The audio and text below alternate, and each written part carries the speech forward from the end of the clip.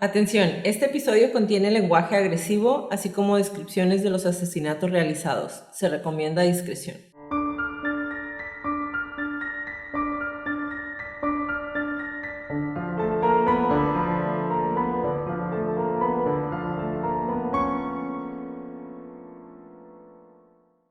Hola a todos, bienvenidos a Crónicas de Crimen. Yo soy su host Jacqueline López y me acompaña, como de costumbre, Leti Mosqueda. Hi Leti. Hi Jackie. Queremos invitarlos a nuestras redes sociales, Facebook, Instagram y YouTube como @Crónicas de Crimen para que nos den follow. Ahí subimos toda la información y fotos de nuestras crónicas y a que nos compartan con sus conocidos.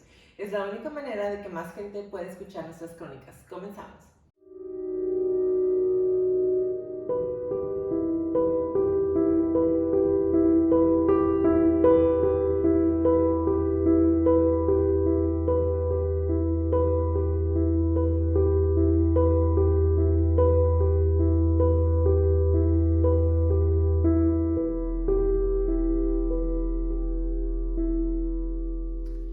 Antes de iniciar el episodio del día de hoy, les quiero avisar que el episodio, aunque traté de hacerlo lo menos gráfico posible, tiene muchas partes de violencia y asalto sexual a mujeres y a niños. Entonces, si se lo quieren brincar, los vamos a entender. Este es un episodio que no es para todo tipo de estómagos. Como se los hemos platicado antes, este tipo de episodios, todos los que involucran violencia hacia niños son de los más difíciles para nosotras, para mí. Sin embargo, también forman parte de las marcas que acompañan a algunas personas, familias, y en el episodio de hoy vamos a recorrer la vida de una de las personas más enfermas que, o sea, honestamente, de lo que he leído, que haya pisado la tierra. En las últimas horas de la tarde del 22 de diciembre de 1978, en la pequeña ciudad minera de carbón de Shakhty, en el sur de Rusia, Svetlana Gurenkova estaba sentada esperando que un tranvía la llevara a casa. Mientras esperaba en el frío, su atención se centró en una joven niña regordita que estaba a poca distancia de ella. La niña, que no podía tener más de 10 años, vestía un distintivo abrigo rojo con una capucha adornada con piel negra. Como protección adicional al frío, la pequeña llevaba un gorro de piel de conejo color marrón y una bufanda de lana. Lo que llamó la atención de Svetlana no fue tanto la chica o su ropa, sino el hombre con el que estaba. Era un hombre alto, canoso, de unos 40 años, que vestía un largo abrigo negro y llevaba una bolsa de compras. El hombre tenía la cara y la nariz alargadas y usaba anteojos de gran tamaño. No era su apariencia lo que la hacía sospechar, era la forma en la que el hombre miraba a la niña y le susurraba al oído. La pequeña no fue vista con vida nunca más. El día de hoy les voy a narrar la crónica de los asesinatos perpetrados por Andrei Chikatilo, el carnicero de Rostov.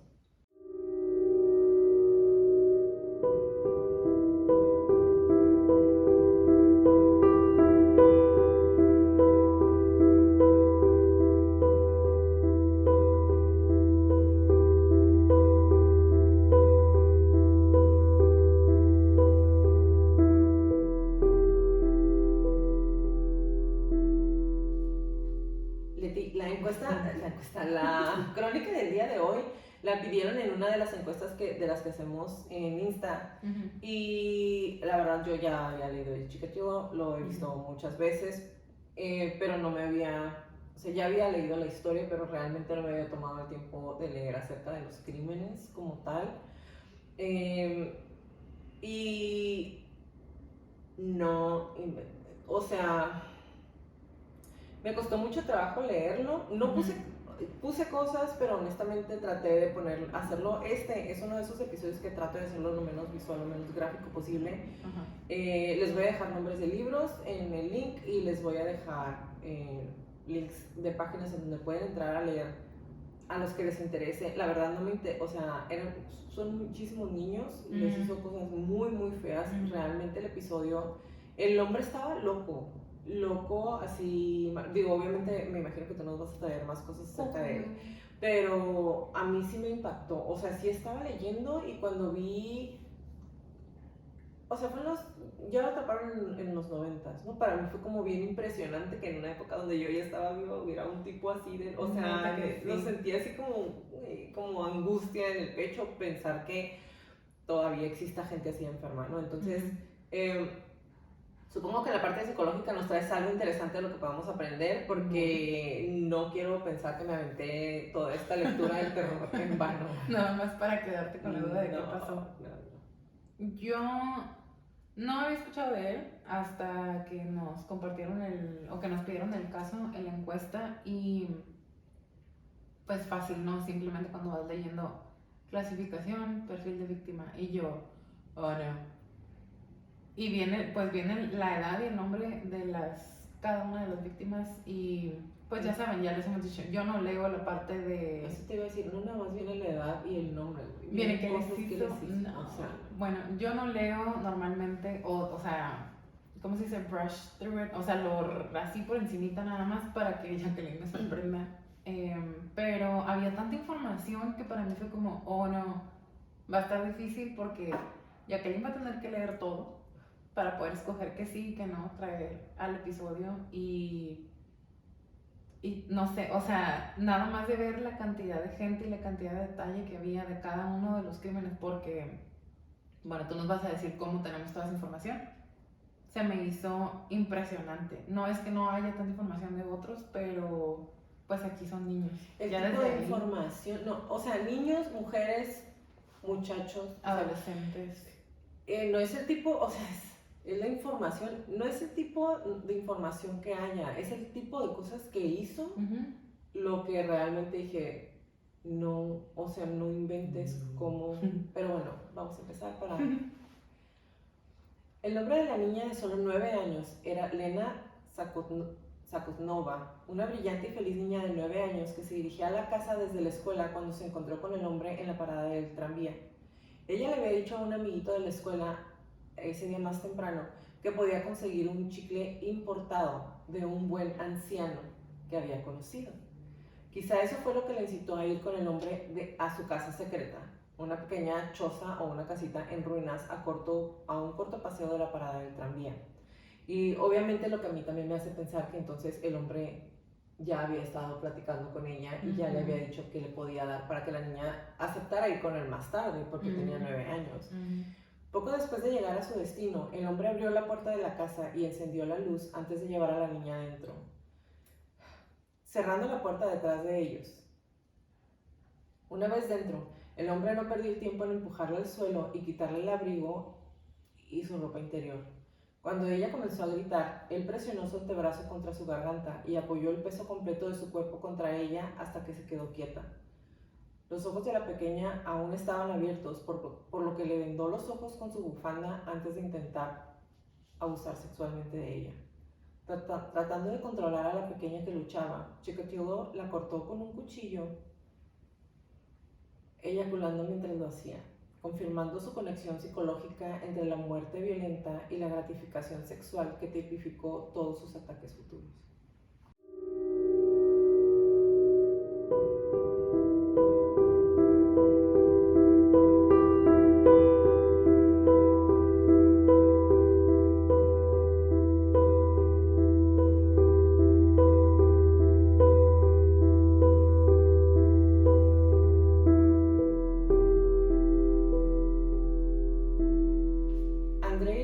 Chikatilo nació el 16 de octubre de 1936 en Yablochon, un pueblo en el corazón de la Ucrania rural dentro de la URSS.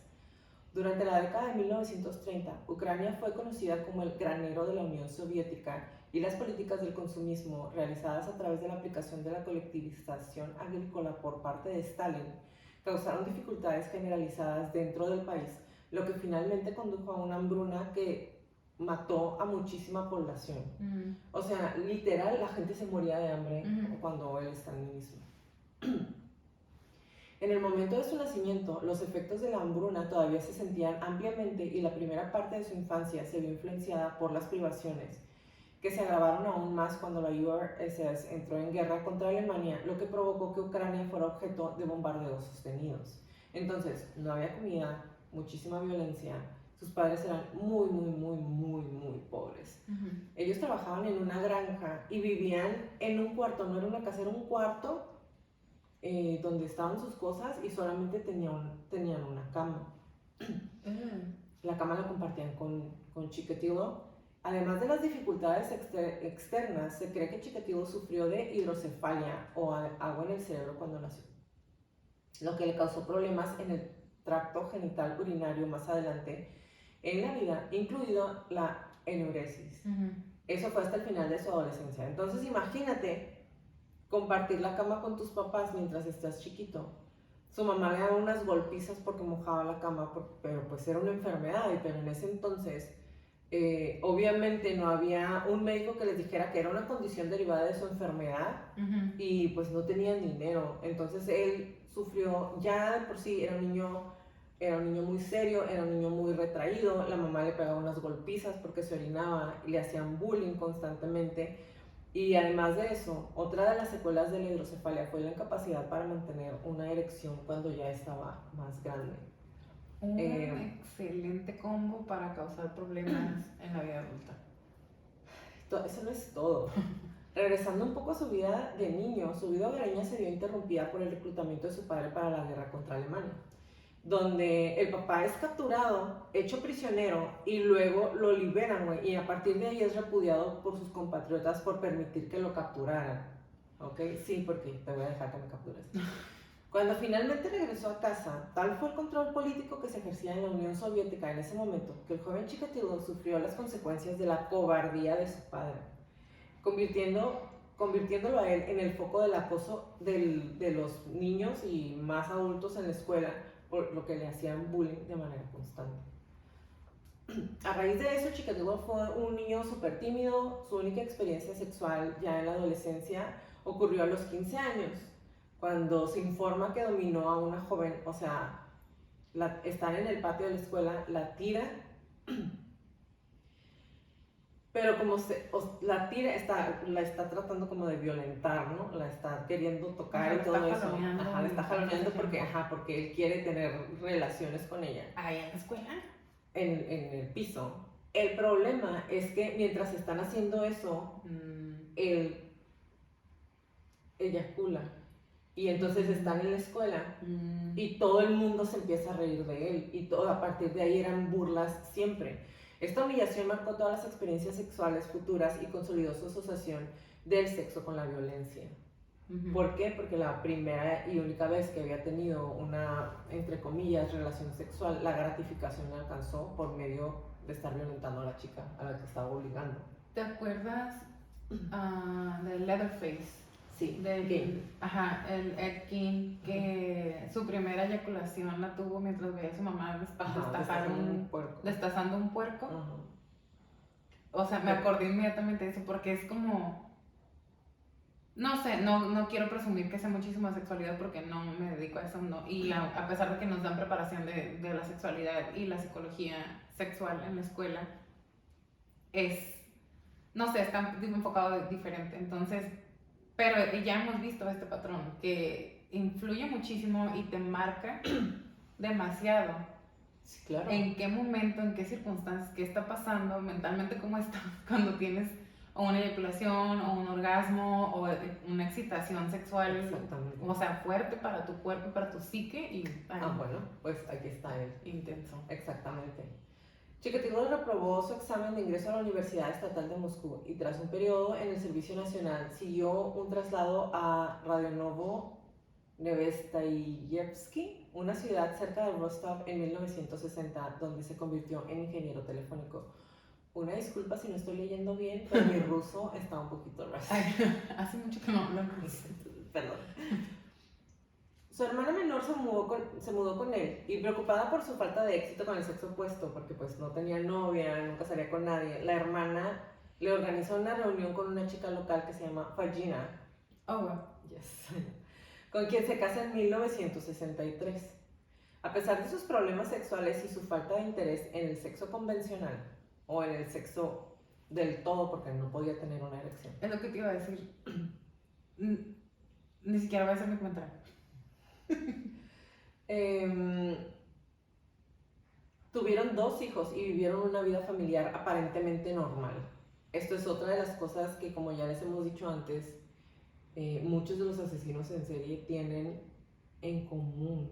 La facilidad de poder tener una familia, entre comillas, normal, convencional dentro de la sociedad. Sí, y de que nadie se dé cuenta. Tener dos vidas completamente, completamente paralelas.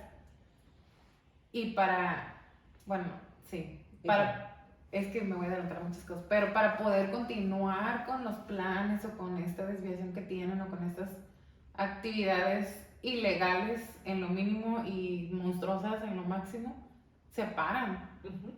Y no sé si es de manera consciente, como con BTK, con el BTK o con Pogo o con Ted Bundy. uh-huh. Que era una decisión consciente. Tengo que entender cómo le hace la gente, tengo que caer bien a la gente, tengo que actuar como una persona normal.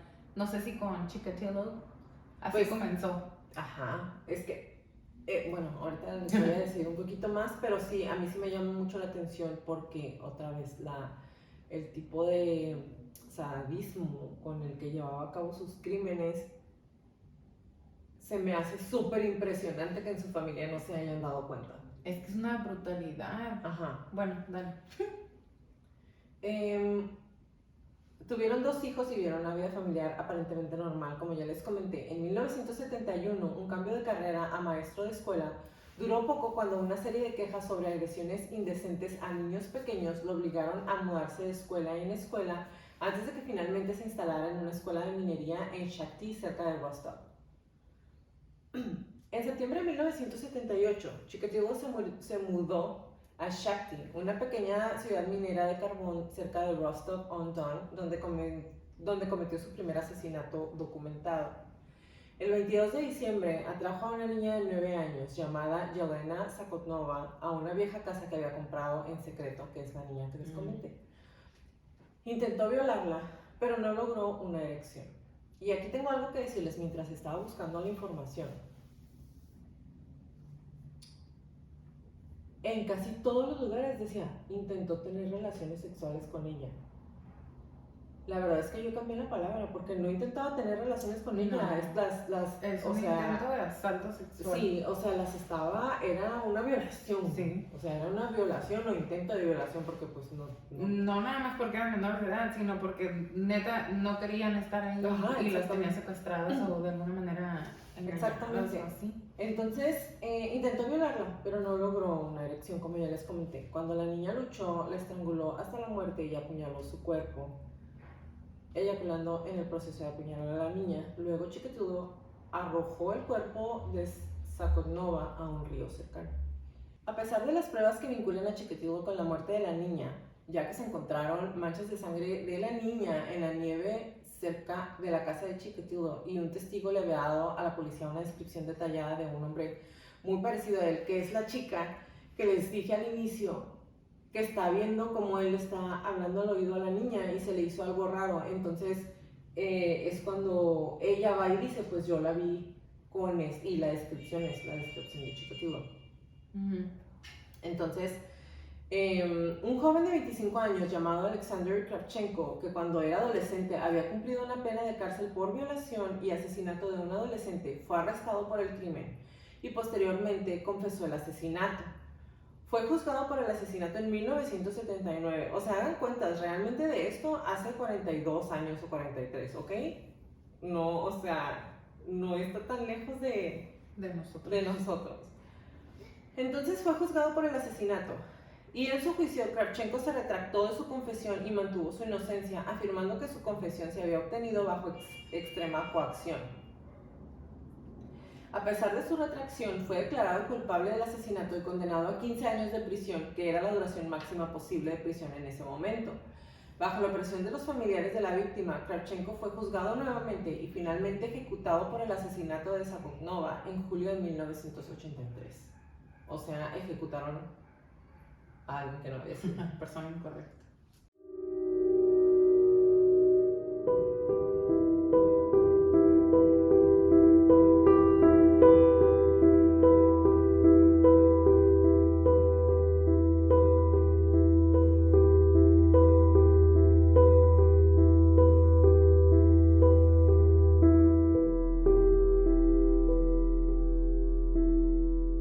Chikatilo cometió cometió su siguiente asesinato en septiembre de 1981, cuando intentó tener relaciones sexuales o violar nuevamente a una estudiante de un internado de 17 años llamada Larisa Chachenko en un bosque cerca del río Don.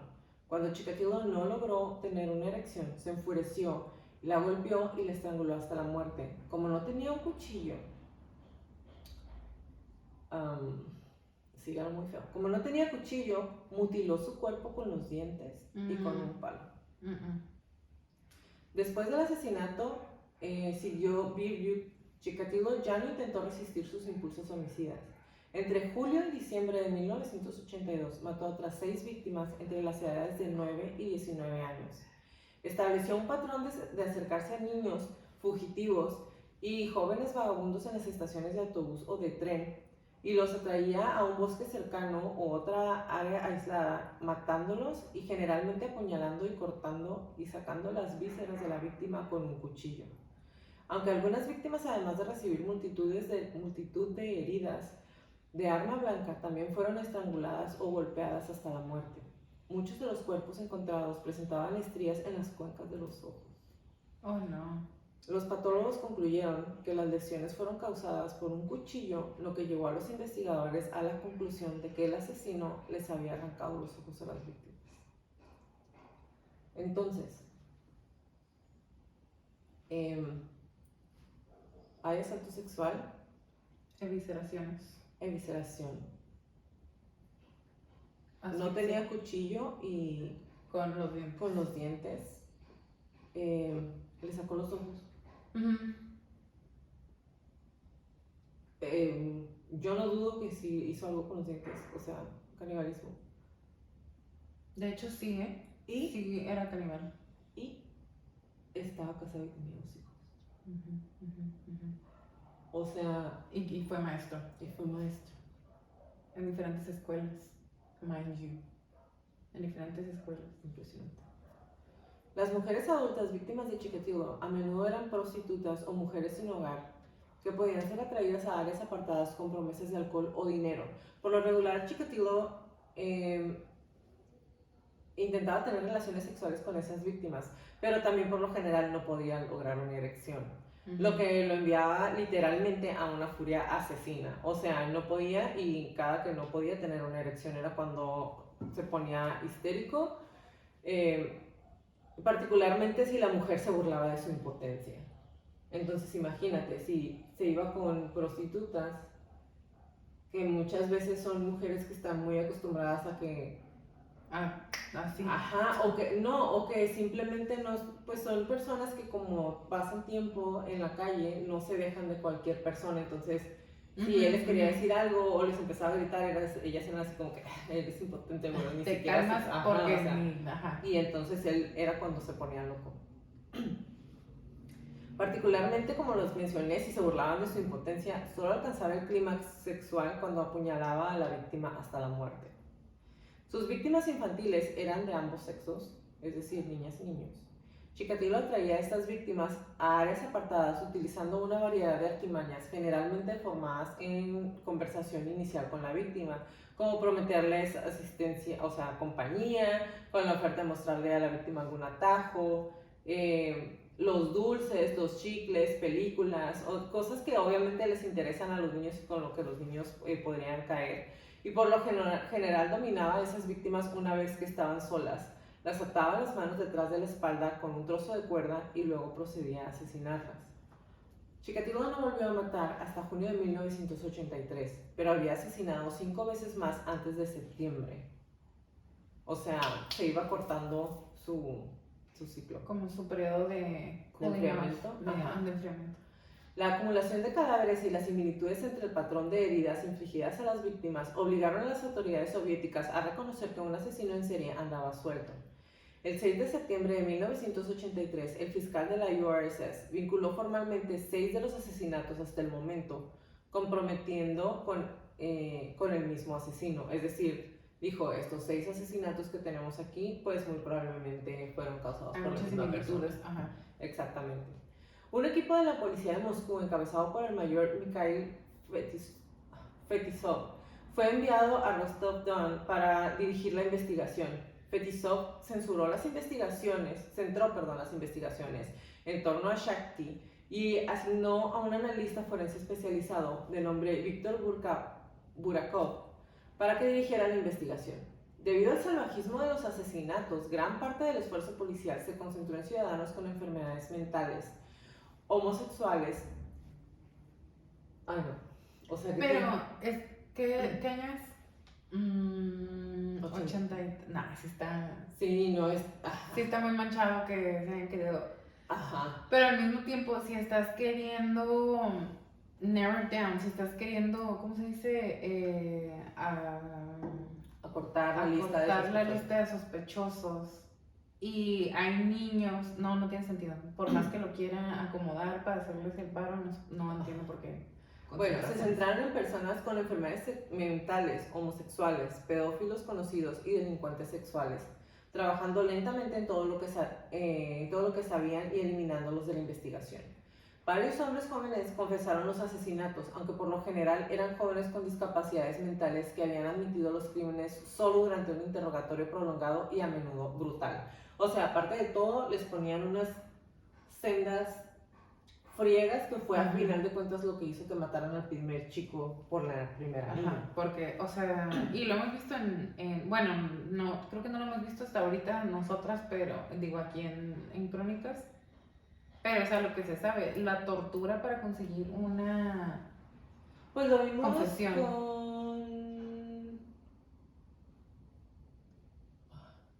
No es cierto, no lo hemos visto. O sea, vimos el cuestionamiento súper prolongado del pobrecito. Del pobrecito, ¿cómo se llama? Del Cato. Pobre, o sea, pero no cayó, qué bueno. Imagínate, bueno, sí, pues ya yo fui, ¿puedo ir al baño? No manches. 3 homosexuales conocidos y un delincuente sexual condenado se suicidaron como resultado de las tácticas de mano dura de los investigadores. Güey, imagínate lo que les hacían para que se hayan suicidado. No manches. Pero a medida que la policía obtenía confesiones de los sospechosos, se siguieron descubriendo cuerpos que demostraban que los sospechosos que habían confesado previamente no podían ser el asesino que la policía estaba buscando.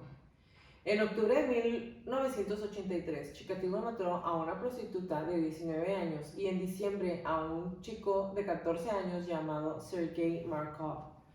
En enero de 1984, Chikatilo mató a 2 mujeres en el Parque de los Aviadores de Rostov. El 24 de marzo, atrajo a un niño de 10 años llamado Dmitry Stashinov lejos de un kiosco de sellos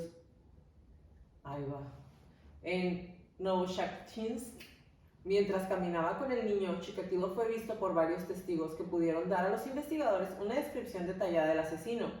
Cuando se encontró el cuerpo de Stashinov 3 días después, la policía también encontró una huella del asesino y muestras de semen y saliva en la ropa de la víctima. El 25 de mayo de 1984, Chikatilo mató a una joven de nombre Tatiana Petrosian y su hija de 11 años, de nombre Svetlana, en un bosque a las afueras de Shakti. Petrosian había conocido a Chikatilo durante varios años antes de su asesinato. Para el 19 de julio, había matado a otras 3 mujeres jóvenes de entre 19 y 22 años y un niño de 13 años. O sea, sin freno. En el verano de 1984, Chikatilo fue despedido de su trabajo como empleado de suministros por robo de propiedad. La acusación se había presentado contra Chikatilo en febrero anterior y se le había pedido que renunciara discretamente, pero se había negado a hacerlo porque había negado los cargos. Chikatilo encontró otro trabajo como empleado de suministros en Rostov y el 1 de agosto. El 2 de agosto, para celebrar, Chikatilo mató a una niña de 16 años, Natalia Goroskoviaka, en el Parque de los Aviadores. Y el 7 de agosto mató a una niña de 17 años a orillas del río Don antes de volar a la capital de Uzbekistán, Tashkent. En un viaje de negocios, cuando Chikatilo regresó a Rostov el 15 de agosto, había matado a una mujer joven y a una niña de 12 años. En 2 semanas, un niño de 11 años fue encontrado estrangulado, castrado y con los ojos arrancados. Pobrecito. En Rostov, antes de que una joven bibliotecaria, Irina Luchinskaya, fuera asesinada en el Parque de los Aviadores de Rostov el 6 de septiembre. Güey, si ya sabían que todo el show estaba pasando en el Parque de los Aviadores y su alrededor, ¿por qué no tenían vigilancia ahí? ¿Para qué? O sea, Esto también es tema recurrente. El de como The Green River Killer. ajá. Cada 15 días encontramos un cuerpo. No, cada 15 días, o sea, acuérdate que fueron a buscar un cuerpo y al día siguiente, ay, mira, hay otro. No, y en lo que buscaban uno encontraron O otros sea, dos, pero no había nadie vigilando O sea, nada. el 13 de septiembre de 1984, exactamente una semana después de su 15º asesinato del año, un detective encubierto observó a Chikatilo que intentaba alejar a mujeres jóvenes de una estación de autobuses de Rostov. ¿Dijiste 15º del año, en septiembre? Sí. O sea, mataba más de uno por mes. Sí, claro. Fue arrestado y retenido. Un registro de sus pertenencias reveló un cuchillo y una cuerda. También se descubrió que estaba siendo investigado por robo menor en uno de sus antiguos empleos, lo que dio a los investigadores el derecho legal de retenerlo durante un periodo prolongado. Se descubrieron los antecedentes dudosos de Chikatilo y su descripción física coincidió con la descripción del hombre visto con Dmitry Stakchinov en marzo. Sin embargo, estos factores no proporcionaban pruebas suficientes para condenarlo por los asesinatos, por lo que fue declarado culpable del robo de la propiedad de su empleador anterior y condenado a 1 año de prisión, pero fue puesto en libertad el 12 de diciembre de 1984 tras cumplir solamente 3 meses de servicio, aunque ya era sospechoso, aunque ya habían visto que las descripciones físicas y que todo lo demás lo dejaron en libertad. Tras cumplir 3 meses de servicio, o sea, también, aquí te vas. Si estás sospechando que es el asesino, pues déjalo el año completo.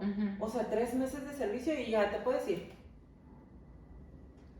El 8 de octubre de 1984, el jefe de la Fiscalía rusa vinculó formalmente 23 de los asesinatos de Chikatilo en un solo caso y retiró todos los cargos contra los jóvenes con discapacidad mental que habían confesado previamente los asesinatos. No manches.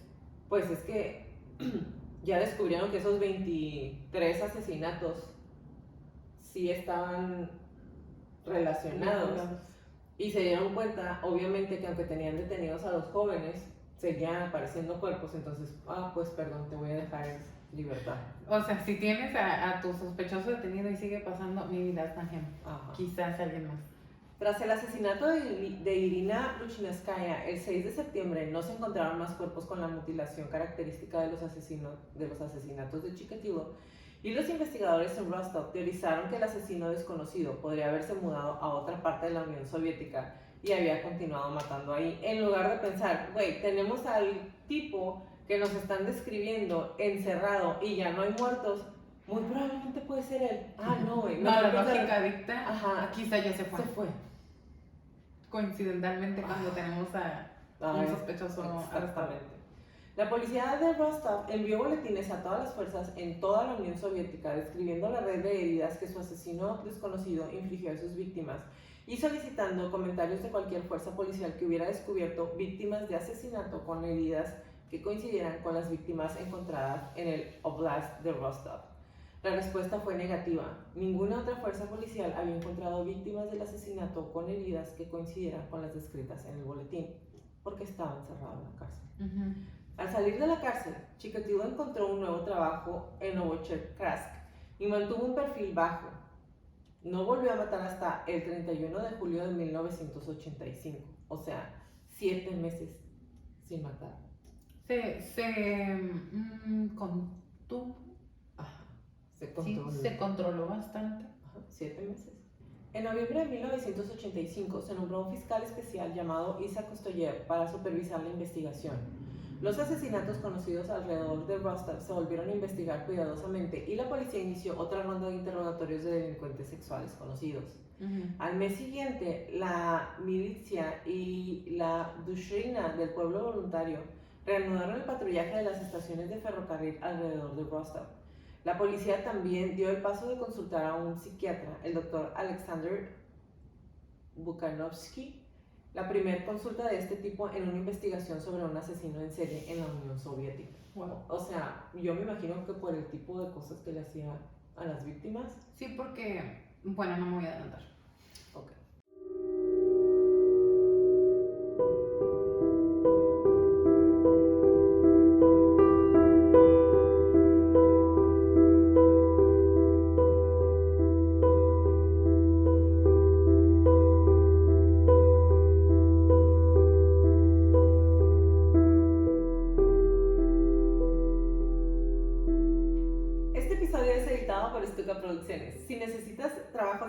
de audio y video, Stuka Producciones puede ayudarte. Búscanos en Facebook como Stuka Producciones. Stuka es SZTUKA Producciones.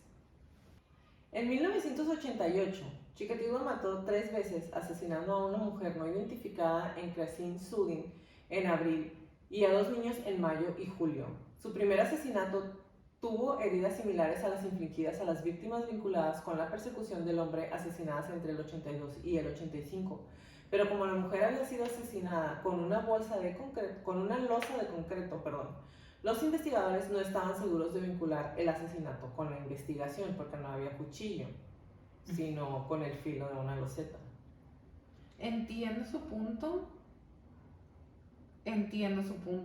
pero Si las heridas eran similares, aunque había sido si el modus operandi es igual, aunque el arma no sea la misma, pues mató con lo que tenía en la mano. Amplía tu investigación. Aquí, como experta de la comunidad de mi sillón, lo pido a las autoridades. En mayo, Chikatilo mató a un niño de 9 años en Ilovaisk, Ucrania. Las heridas del niño no dejaban lugar a dudas de que el asesino había vuelto a atacar, y ese asesinato estaba relacionado con la persecución. El 14 de julio, Chikatilo mató a un niño de 15 años llamado Yevgeny Muratov en la estación de Donleskosh, cerca de Shakhty. El asesinato de Muratov también estuvo vinculado a la investigación, aunque su cuerpo no fue encontrado hasta abril de 1989. Chikatilo no volvió a matar hasta el 8 de marzo de 1989, cuando mató a una niña de 16 años en el departamento vacío de su hija. Desmembró su cuerpo y escondió los restos en una alcantarilla. Como la víctima había sido desmembrada, la policía no relacionó su asesinato con la investigación. Entre mayo y agosto, Chikatilo mató a otras 4 víctimas, 3 de las cuales fueron asesinadas en Rostov y Shakhty, aunque solo 2 de las víctimas estaban vinculadas al asesino. El 14 de enero de 1990, Chikatilo mató a un niño de 11 años en Shakhty. El 7 de marzo, mató a un niño de 10 años llamado Yaroslav Makarov en el jardín botánico de Rostov. El cuerpo eviscerado se encontró al día siguiente. El 11 de marzo, los líderes de la investigación, encabezados por Mikhail Fetisov, mantuvieron una reunión para discutir los avances en la búsqueda del asesino. Fetisov estaba bajo una intensa presión por parte del público, la prensa y el Ministerio del Interior de Moscú para resolver el caso. La intensidad de la persecución en los años hasta 1984 había retrocedido hasta cierto punto, y entre 1985 y el 87, o sea, del 84, en esos años, entre el 85 y el 87 se habían ido, el caso había retrocedido como a las pistas que tenían en el 84, porque realmente como empezó a desmembrar y hacer otras cosas, como que los dejaron de asociar. Exactamente. Cuando Chikatilo solo había matado 2 víctimas vinculadas de manera concluyente con el asesino, que eso fue en el 85. En marzo de 1990, 6 víctimas más habían sido vinculadas con el asesino. Fetisov había notado la laxitud en algunas áreas de la investigación y advirtió que la gente sería despedida si el asesino no era capturado pronto. Chikatilo había matado a 3 víctimas más en agosto de 1990. El 4 de abril mató a una mujer de 31 años en un bosque cerca de la estación de Donleskosh. El 28 de julio atrajo a un niño de 13 años lejos de una estación de tren de Rostov y mató en el jardín botánico de Rostov, y el 14 de agosto mató a un niño de 11 años en los juncos cerca de la playa de Novocherkassk. Y otra vez regreso a lo mismo.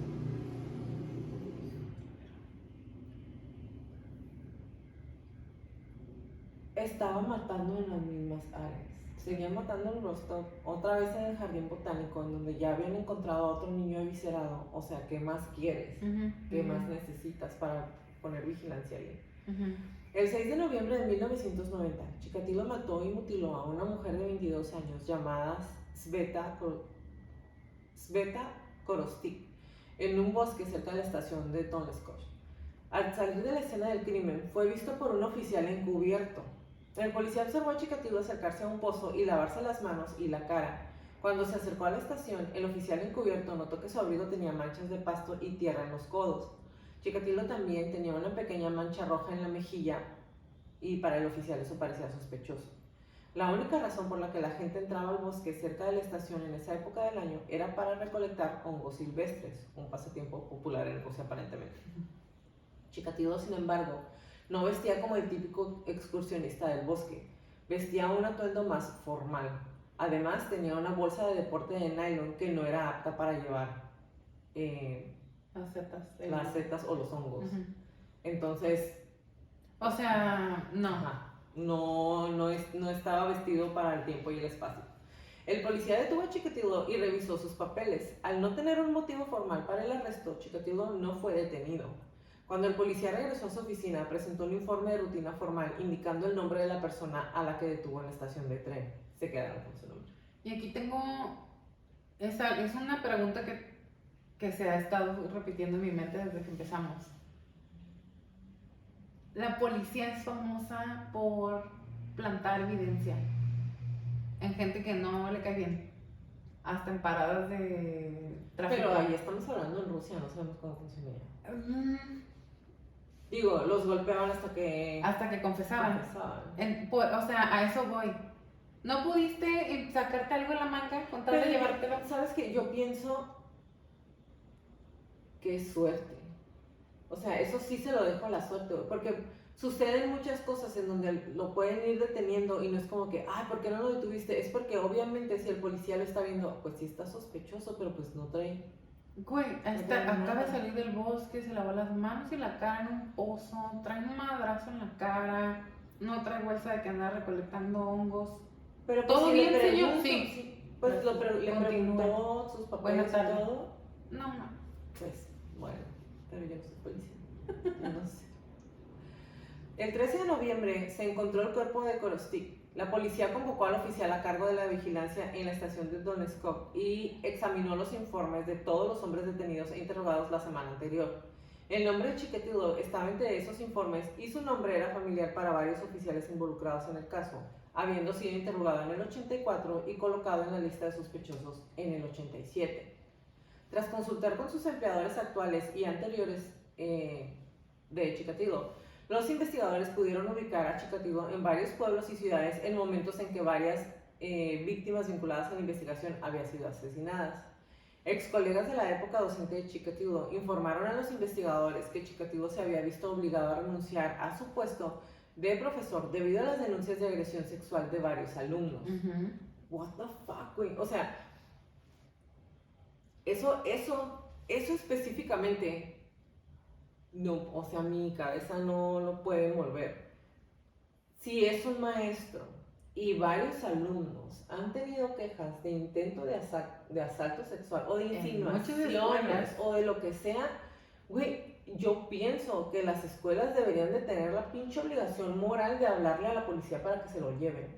En Estados Unidos, por ejemplo, y no es de toda la vida, es de un tiempo para acá, ahorita no traigo la década presente en la mente, pero son varias escuelas, son muchos niños en varias escuelas. Pero ¿sabes qué? Se ve... Avisan a la policía, Porque ¿sabes qué? una foto. Se ve algo que es muy común, güey. Sí. Los despiden y luego, pero pues Y estoy vetado aquí, pero no en el pueblo que sigue. O no en el otro condado. O no en el otro condado. Entonces, lo único que hacen es irse brincando, güey. Y ahí sí, te digo lo que me dijiste ahorita, estamos hablando de los 90 cúbiles. Si en Estados Unidos, un país tan avanzado, en los 90s, todavía finales de los 90s, no se comunicaban entre condados la información de los sospechosos o los crímenes. En Rusia, en Ucrania, en los 80s. ¿Quién sabe? Menos. Eso ya es en el 90. Pues es early 90s. O sea, supongamos que los rusos iban parejas con Estados Unidos todavía, ¿no? Ni de chiste. La policía puso a Chikatilo bajo vigilancia el 14 de noviembre. En varios casos, particularmente en trenes o autobuses, se le observó acercarse a mujeres jóvenes o niños solitarios y entablar conversación con ellos. Si la mujer o el niño interrumpían la conversación, Chikatilo esperaba unos minutos y luego buscaba a otro compañero de conversación. El 20 de noviembre, después de 6 días de vigilancia, Chikatilo salió de su casa con un frasco de 1 galón para cerveza. Luego deambuló por Novosibirsk e intentando hacer contacto con niños que encontró en su camino. Al salir de un café, Chikatilo fue arrestado por 4 policías vestidos de civil. Al ser arrestado, Chikatilo dio una declaración alegando que la sospecha en su contra era un error y se quejó de que también había sido arrestado en 1984 por la misma serie de asesinatos. Un registro al desnudo del sospechoso reveló otra prueba. Uno de los dedos de Chikatilo tenía una herida superficial. Los médicos forenses concluyeron que la herida era de hecho una mordedura humana. Wow. La penúltima víctima de Chikatilo fue un joven físicamente fuerte de 16 años. En la escena del crimen, la policía había encontrado numerosos indicios de una feroz lucha física entre la víctima y su asesino. Ay, pobrecito. Aunque más tarde se descubrió que el hueso de un dedo estaba roto y que le habían mordido la uña, Chikatilo nunca había buscado atención médica para la herida. ¿Él traía su dedo roto mordido? Y le arrancaron la uña. Qué bueno. Sí, o sea, se merecía más, pero... Un registro de las pertenencias de Chikatilo reveló que tenía una navaja plegable en el momento de su arresto. Chikatilo fue colocado en una celda dentro de la sede de la KGB en Rostov con un informante de la policía a quien se le ordenó que entablara conversación con Chikatilo y le solicitara cualquier informe que pudiera. Al día siguiente, el 21 de noviembre, comenzó el interrogatorio formal de Chikatilo. El interrogatorio de Chikatilo fue realizado por Isaac Kostoyev. La estrategia elegida por la policía para obtener información fue hacer creer a Chikatilo que era un hombre muy enfermo que necesitaba ayuda médica. La intención de esta estrategia era darle a Chikatilo la esperanza de que si confesaba no sería procesado por demencia. La policía sabía que en su caso contra Chikatilo era en gran parte circunstancial y según la ley soviética tenían 10 días en los que podían detener legalmente a un sospechoso antes de acusarlo o liberarlo. O sea, es... Contra los 48 de acá, de este lado del hemisferio. Ajá. Qué loco. Ajá. Durante el interrogatorio, Chikatilo negó repetidamente haber cometido los asesinatos, aunque confesó haber abusado sexualmente de sus alumnos durante su carrera como profesor. Qué asco de persona. También produjo varios ensayos escritos para Kostoyev que, aunque evasivos con respecto a los asesinatos reales, revelaron síntomas psicológicos consistentes con los descritos por el doctor Bukhanovsky en 1985, cuando dio el perfil. Eso es lo que yo vas a te ver. voy a platicar. Exactamente. Las tácticas de interrogatorio utilizadas por Kostoyev también pueden haber hecho que Chikatilo se pusiera a la defensiva. El informante, compartiendo una célula del KGB con Chikatilo, informó a la policía que Chikatilo le había informado que Kostoyev le había hecho repetidas veces preguntas directas sobre las mutilaciones infligidas a las víctimas. El 29 de noviembre, a pedido de Burakov y Fetisov, se invitó al doctor Alexander Bukhanovsky, el psiquiatra que había descrito el perfil psicológico en el 85 del asesino, entonces desconocido para los investigadores, para ayudar en el interrogatorio del sospechoso. Bukhanovsky leyó extractos de su perfil psicológico de 65 páginas a Chikatilo. En 2 horas, Chikatilo confesó 36 asesinatos que la policía había relacionado con el asesino, aunque negó 2 asesinatos adicionales. O sea, le leyó... Literal, mira lo que sé que has hecho. La. Hijo, está bien, maté 36. Pero Sí, esos fui dos yo. no. Pero esos no. Exactamente. Este sí, este no. Este no. La policía inicialmente no lo había vinculado con tantos asesinatos. El 30 de noviembre fue acusado formalmente de cada uno de esos 36 asesinatos, todos los cuales habían sido cometidos entre junio de 1982 y noviembre de 1990. Chikatilo confesó haber cometido además otros 20 homicidios que no estaban relacionados con el caso, ya sea porque los asesinatos se habían cometido fuera del Oblast de Rostov, porque no se habían encontrado los cadáveres, o ya en el caso de Yelena Zakotnova, porque un hombre inocente había sido condenado y ejecutado por el asesinato. En diciembre de 1990, Chikatilo llevó a la policía al cuerpo de Alexei Kobotov, un niño al que había confesado haber matado en 1989 y a quien había enterrado en un bosque cerca de un cementerio de Shakti, demostrando inequívocamente que él era el asesino. Más tarde condujo a los investigadores a los cuerpos de otras 2 víctimas a las que había confesado haber matado. 3 de las 56 víctimas que Chikatilo confesó haber matado no pudieron ser encontradas. 3 de 56. Pero Chikatilo fue acusado de matar 53 mujeres y niños entre el 78 y el 90. Lo retuvieron en la misma celda en Rostov-on-Don, donde había estado detenido el 20 de noviembre a la espera del juicio. Y quiero, o sea, les voy a subir fotos, güey, porque una vez que lo detienen,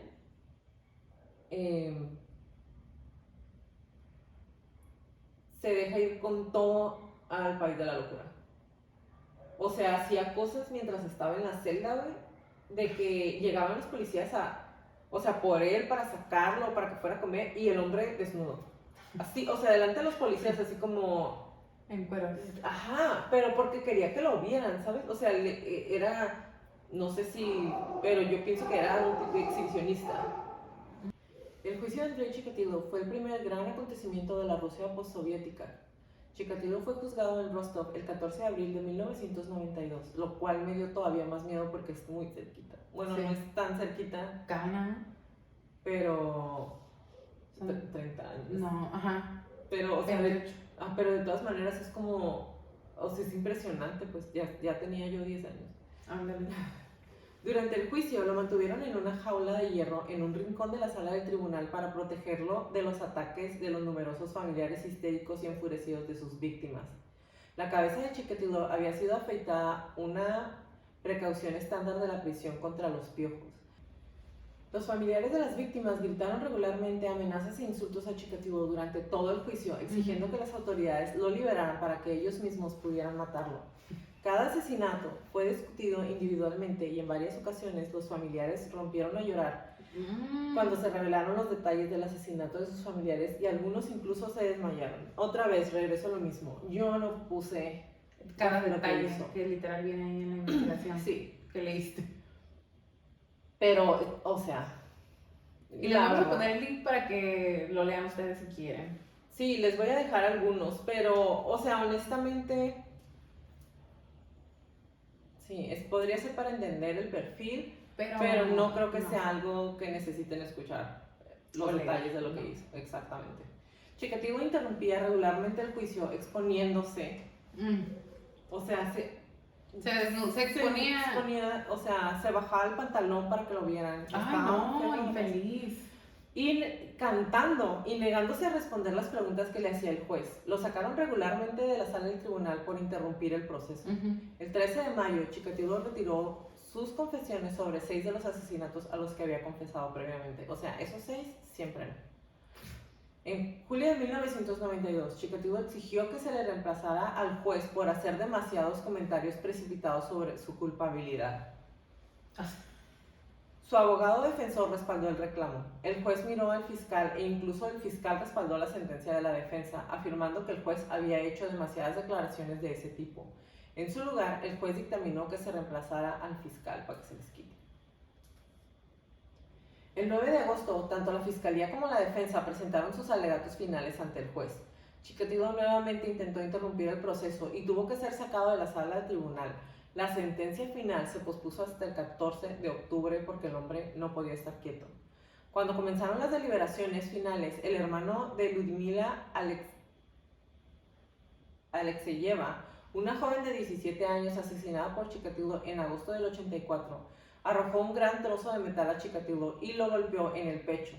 Cuando los de seguridad intentaron detener al joven, los familiares de otras víctimas lo protegieron, impidiendo que fuera detenido. Yo hubiera hecho lo mismo. Todo no aventarle, pero yo también lo protejo. Y ahora viene el perfil psicológico de ese monstruo, güey. O sea, no tengo otra manera cómo decirles, cómo explicarles, cómo pasarles mi sentir. De verdad que lo que estuve leyendo estas semanas fue... O sea, había momentos en que quería llorar, había momentos en que sentía asco, me dolía la cabeza. O sea, es algo tan perturbador. Esa es la palabra. Y ya hicimos a Gin. Ya hicimos a Gin y ya hicimos a Pogo. Ya hicimos a BTK, ya hicimos a Dahmer. Ya hicimos al Night Stalker, a Richard Ramírez. Sí, pero Richard era coraje. Este dude estaba... Es que también hay de eso. Bueno, empecemos con la maravilla de Chikatilo. Y me voy a regresar al principio como siempre. Y esta vez merece la pena explicarles el perfil completo como asesino y como persona. Él está clasificado como un asesino en serie. Su modus operandi era canibalismo, necrofilia, estrangulación, stabbing, ¿cómo se dice? Acuchillar, evisceración y mutilación. Estuvo activo de 1978 a 1990 y sus víctimas son entre 52 y 56. El perfil de las víctimas eran niños, adolescentes y mujeres, en su mayoría niños. Y bueno, el momento en el que Chikatilo nace, como ya nos platicaste, era un momento en el que Ucrania estaba pasando por hambruna y todo era por Joseph Stalin, porque él tenía como un control, tú lo dijiste perfecto, colectivización forzada de la agricultura. Y si nos dijiste que sus papás vivían en una choza muy pequeña y que compartían una sola cama. Pero yo encontré que ellos trabajaban como agricultores y no tenían paga. Sin embargo, se les permitía el derecho de poder tener una pequeña parcela de donde podían comer, atrás de su casa. Esa era su paga. Tener un sembradío en su propia tierra. O sea, y si no había... Pues no comían. De hecho, él pasó muchísima hambre, y es algo que él mismo describió cuando le estaban haciendo su perfil psicológico. Él recordó que su infancia estuvo asolada por la pobreza, la ridiculización, el hambre y la guerra. Entre 1941 y 1944, a él, a su mamá, les tocó presenciar pues el paso de la guerra. Y fue la ocupación nazi en Ucrania, y les tocó esconderse en zanjas y en sótanos de bombardeos, incendios, tiroteos, y les tocó ver cómo les quemaban su casa. Los obligaron a que vieran cómo quemaban su casita. Chikatilo y su mamá estuvieron solos mucho tiempo antes de que naciera su hermana, que no era de su papá, porque cuando nació la hermana, el papá estaba en la guerra. A ellos les tocó estar juntos mucho tiempo, y fue cuando él tenía eneuresis y la mamá lo golpeaba, como ya nos platicaste, después de cada uno de los incidentes donde le mojaba la cama. La mamá lo golpeaba y lo ridiculizaba, y a la hermana también, pero como que la mamá tenía, como, no quiero decir coraje, pero estaba ensañada diferente con Chikatilo que con la hermana. Como que, no sé si no lo quería, no sé si no fue planeado, no sé, no encontré información de cómo fue que nació Chikatilo. Lo que sí encontré es que la hermana no era del papá, porque fue en la época en la que el papá estaba en la guerra. Y entonces, si la mamá ya lo humillaba constantemente y lo golpeaba, a eso súmale que en la escuela también lo humillaban y le hacían bullying, y que él tenía neuresis, y que desde su adolescencia se dio cuenta, y más bien los médicos le dijeron que no iba a poder mantener, que iba a ser impotente el resto de su vida por los problemas físicos que se desarrollaron a partir de la hidrocefalia. O sea, y esto fue cuando él estaba poco antes de la adolescencia, o sea, era un preadolescente. Y agrégale la guerra y la pobreza, todo. No es justificación, pero tenemos que tomar en cuenta todo eso, sí, para entender por qué se fue formando de esta manera. Ahora, el perfil psicológico de Chikatilo es de 65 páginas, como ya nos dijiste.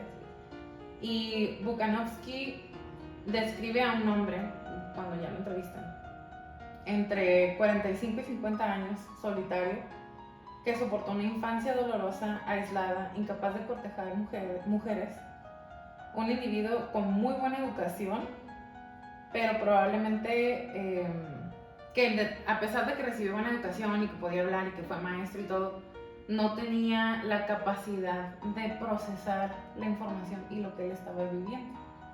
No tenía la capacidad de entender qué estaba pasando a su alrededor y procesarlo como una persona normal. Pero este mismo hombre se casa y tiene hijos. Y es lo que te iba a decir hace rato. Muy a lo Ted Bundy. Muy a la Ted Bundy. Pero si era impotente, como... Yo sé que hay casos. Oh, ¿cómo tuvo los hijos? Sí, yo sé que hay casos. Lo he escuchado, pero... Viene una descripción muy grotesca. No me digas. De cómo tuvo a sus dos. No, mejor. O sea, sí, bueno, sí son eran de sus hijos. ya con eso tengo. Ahora, en el mismo perfil psicológico, es una persona con buena educación, casado, con hijos, que vivió hambruna, pobreza, violencia doméstica por parte de su mamá, Y entonces es una persona con instintos sadistas. Y aparte de eso, aparte de que sufrió todo eso con su mamá, cuando su papá regresa de la guerra, Pues sí. su papá es el apestado porque lo habían Porque lo habían detenido. Y capturado. entonces es como, ¿cómo pudiste dejar que te detuvieran? Y todo ese repudio que tenía la gente por el papá, pues se reflejó Se en él reflejó en él también. también. Sí, porque, y creo que ya lo había mencionado, que conozco una persona que su familia salió huyendo de Europa por estas épocas y fueron considerados traidores a la patria. Y entonces toda la familia Solo quiero después vivir. ya no puede, Solo ya no quiero pueden vivir. regresar, ya no pueden ser aceptados, ya no pueden ser vistos. Los vecinos los desconocieron, les quemaban su casa cada rato, o sea, y eso es algo que me platicó esta persona que le pasó a su abuelo. Y que su papá lo tuvo que sufrir porque el abuelo fue el que se vino para acá y el papá se tuvo que quedar allá. No. Ajá. Entonces, una persona con instintos sadistas que sufría de impotencia sexual y que solo lograba la excitación al ver sufrir a sus víctimas. Los asesinatos, y ahí les va. Los asesinatos se convirtieron en análogos a las relaciones sexuales que este individuo era incapaz de realizar. Esto es textual del perfil psicológico. Por eso vas a apuñalar. Su cuchillo se convirtió en el sustituto de su pene que no funcionaba de manera normal ni adecuada. Entonces, Chikatilo siguió con mucha atención toda, y eso es algo que también notó el psiquiatra, fue como Chikatilo estuvo siguiendo la investigación a detalle para saber en qué momentos tenía que cambiar de ubicación, en qué momentos tenía que tranquilizarse, en qué momentos tenía que esperar, cuando lo estaban buscando en alguno de los nombres raros que dijiste, entonces él se iba para la derecha o para la izquierda o se cambiaba de pueblo, ¿sabes? Como, o sea, él estuvo desde un principio, tanto lo estaban buscando ellos a él, la policía a él, como él estaba siguiéndolos a ellos. Entonces, por eso pudo esconderse por tanto tiempo. Y lo que a él, pues no al psiquiatra que le haya gustado, pero lo que le llamó la atención fue, siguió con atención la investigación para poder controlar sus impulsos y continuar con los asesinatos, porque él necesitaba asesinar gente para poderse sentir bien. El psiquiatra, no lo puedo decir, Andrei, no lo puedo decir, analizó a Chikatilo para determinar si era mentalmente competente para ser juzgado o no, que también fue parte del plan que nos dijiste, que lo querían convencer de que estaba muy enfermo para que cooperara y confesara y poderle dar atención médica. Que él creyera. Que él creyera, sí, porque no se le iban a... Pero al final lo declararon como competente. Claro. O sea, no es que tenga algún impedimento mental o psicológico, neurológico o fisiológico para no distinguir lo que estaba haciendo. Y esto es fácil, ¿por qué? Porque se estaba esperando, se estaba escondiendo. Porque seguía la investigación. Exacto. Y podía detenerse. Y es diferente y lo podemos ver en contraste con Richard Ramirez. Ajá. Richard estaba fuera de control, en un rampage, o sea, no sé cómo se dice rampage en español, pero sin control. En un arranque sin control y no estaba siguiendo la investigación, y a pesar de que no podríamos decir 100% no estaba apto, también sabemos que Richard Ramirez no estaba bien, entre el uso de drogas y cómo vivió y todo lo que pasó, las golpizas que le tocaron, que se cayó de pequeño, o sea, y por eso se los digo, es como el contraste de alguien que está completamente apto y alguien que no. Que no supiera que lo que estaba haciendo estaba mal, pero no es apto como para... Sí, estaba fuera de control. Estaba fuera de control, exactamente. También se notó que, pues como ya lo dijiste, Chikatilo tenía varios problemas fisiológicos que se desprendieron o fueron atribuidos al daño cerebral prenatal. O sea, él desde que su mamá estaba embarazada, él ya tenía hidrocefalia, que es exceso de líquido en el cerebro. Y entonces, al observar y examinar la historia de Chikatilo, se pudo ver un descenso constante pero gradual a la perversión. Empezó desde que estaba pequeño y se fue agravando. Y se fue agravando por factores biológicos y ambientales, con actos cada vez más violentos y homicidas. O sea, él empezó con forcejeos y con querer tener relaciones tal vez en momentos no adecuados o en lugares no adecuados como en la escuela o forzando, pero de eso, al brinco que dio, de comenzar a estrangular, a raptar, a convencer niñas, exactamente. Entonces se fue cada vez más extremo y finalmente todo esto fue por una tensión interna y es lo que te quería decir hace rato. O sea, es lo que te quería decir hace rato. Él tenía tanta tensión adentro de él y es tensión sexual la que se le fue acumulando y su cuerpo no le responde y entonces encuentra un sustituto de su pene que realmente es un cuchillo y por eso está. Entonces es una cuestión sadista y es una cuestión de todo lo reprimido que él estaba. Sí, pues no pudo tener Nunca. sexo nunca y esa era la única manera y por fin sintió esa liberación sexual cuando se dio cuenta que si apuñalaba a alguien era el sustituto. Entonces, o sea, no es como que, te entiendo, pero puedo entiendo, entender pero no te entiendo. qué es lo que pasa. No, jamás se justificarían así, pero entonces es como, ok, ya veo. Sí. Y me encanta cuando esto pasa. Tenemos un diagnóstico, es trastorno límite de la personalidad con rasgos sádicos y en condiciones de ser juzgado. Y fíjate que les quiero, y lo estoy buscando en mi otro cuadernito, les quiero leer el límite de la personalidad porque, no lo sé, no me suena y sí me suena al mismo tiempo. Y hace mucho que no lo platicamos este diagnóstico. Y entonces, es un patrón general de inestabilidad en las relaciones interpersonales, la autoimagen y la afectividad, y una notable impulsividad que comienzan al principio de la edad adulta y se da en diferentes contextos. Con él empezó antes. Y este es uno de los criterios de evaluación.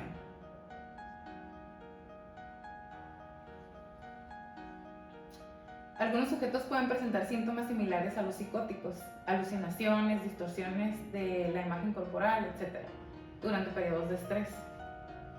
En la historia de la infancia, los sujetos con trastorno límite de la personalidad son frecuentes los malos tratos físicos y sexuales, la negligencia en su cuidado, los conflictos hostiles y la pérdida temprana o separación parental. Los trastornos del eje 1 se presentan simultáneamente con más frecuencia, que son los trastornos del estado de ánimo relacionados con sustancias, conducta alimentaria, PTSD, ADHD, que es el trastorno de hiperactividad y déficit de atención. Y los criterios son, hasta aquí, pues, o sea, nomás repasando, sí me suena bastante. Los criterios son 5 o más de los siguientes ítems y es 1. Esfuerzo frenético para evitar un abandono real o imaginario. No sé si tal vez por eso los estrangulaba.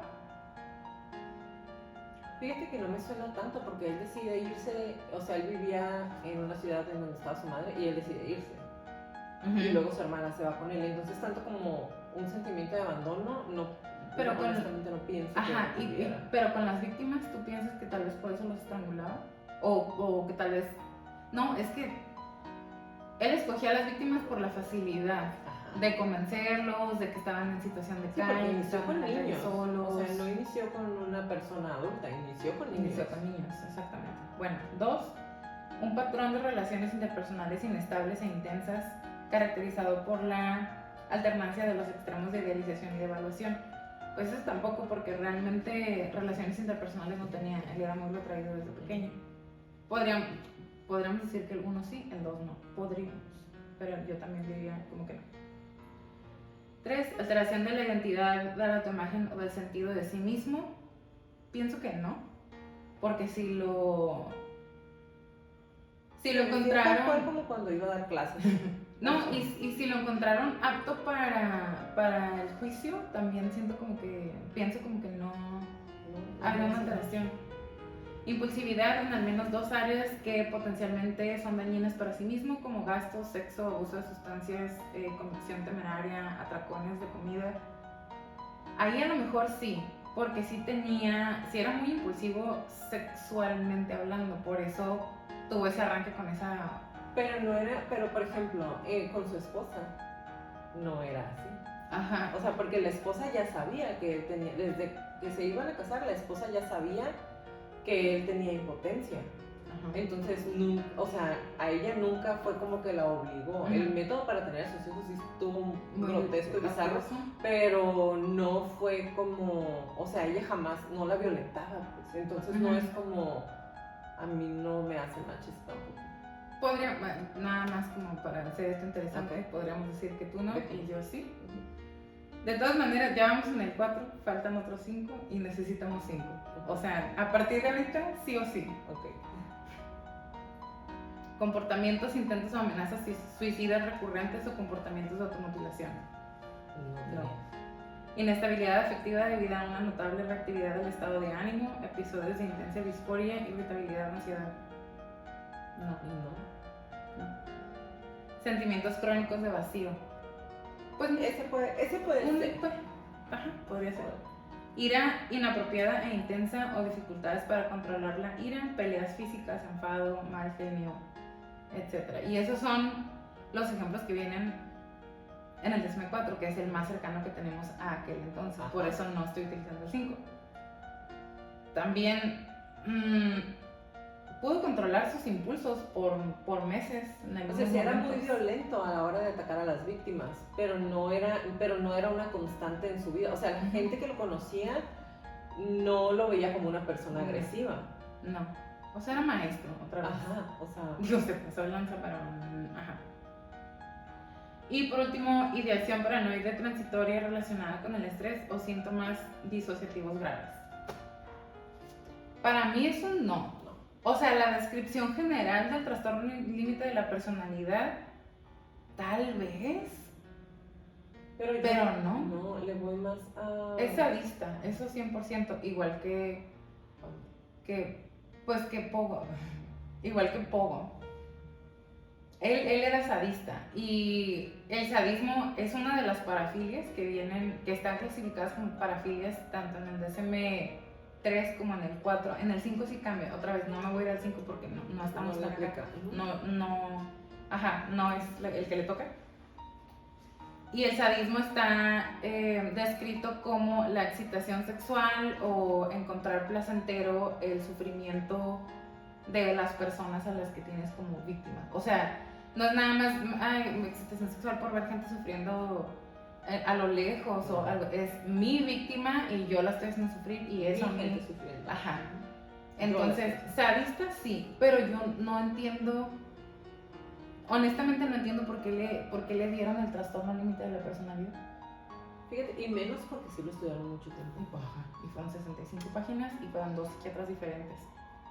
Uno antes de que lo arrestaran, o sea, uno hizo el perfil psicológico del asesino sin saber quién era, y el otro y el perfil está muy acertado. O sea, el perfil, cuando uno, o sea, lo estás leyendo y dices, o sea, sí, haz de cuenta que lo ponen a un lado y pues, sí es. Entonces, pues ese es el perfil psicológico que tenemos. El oficial, creo que por primera vez no estamos de acuerdo las dos con el diagnóstico que se tiene. La parafilia sí. La parafilia sí, pero el trastorno de la personalidad que le asignaron no. Y sí quise buscar cuál más se le podría parecer. Y pues otra vez tendremos que caer, no en el antisocial de la personalidad, pero sí en un psicópata. Sí. Yo sí me voy a que psicópata. ¿A psicópata? Sí. Psicópata con rasgos sadistas. Sí, es que fíjate que propio. Pero es que fíjate. Mal, totalmente. Pero es que me hace más match con el hecho de que se esperara. O sea, no era como que, no, me quiero controlar, así como, creo que sí nos tocó algo, no me acuerdo de quién, de que fue así, que me quiero controlar, Dahmer, que dijo, no, yo no quiero hacer esto, o sea, ya sé que está mal, me voy a conseguir un maniquí, ¿no? Chikatilo no fue por eso, Chikatilo fue porque no quería que lo atraparan. Sí. Entonces, para mí eso lo convierte El 14 de octubre el tribunal volvió a reunirse y el juez volvió a leer la lista de asesinatos que no terminaron hasta el día siguiente. El 15 de octubre, Chikatilo fue declarado culpable de 52 de los 53 asesinatos y condenado a muerte por cada delito. Chikatilo pateó su banco a través de su jaula cuando escuchó el veredicto, no sé qué esperaba, y comenzó a gritar insultos. Se le ofreció una última oportunidad para pronunciar un discurso en respuesta al veredicto, pero permaneció en silencio. Al dictar la sentencia definitiva ante el juez Leonid Akovisyanov, pronunció el siguiente discurso. Teniendo en cuenta los monstruosos crímenes que cometió, este tribunal no tiene más remedio que imponerle la única sentencia que se merece, por eso lo condeno a la muerte. El 4 de enero de 1994, el presidente ruso Boris Yeltsin rechazó el último llamamiento de clemencia. El 14 de febrero, Chikatilo fue trasladado a una habitación insonora en la prisión de Novocherkassk y ejecutado con un solo disparo detrás de la oreja derecha.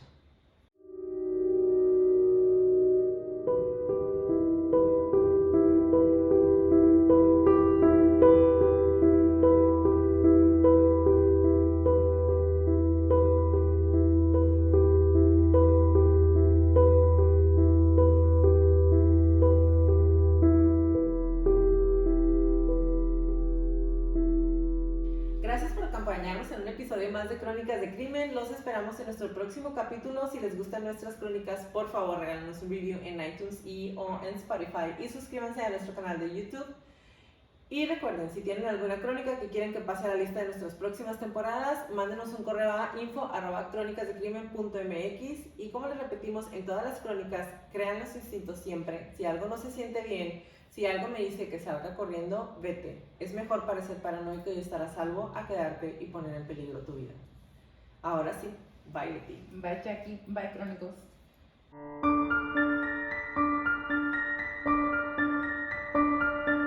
Toda la redacción y búsqueda de esta crónica fue hecha por mí, todo el perfil clínico fue realizado por Leti Mosqueda, música por Kevin MacLeod y toda la edición de sonido es de Stuka Producciones.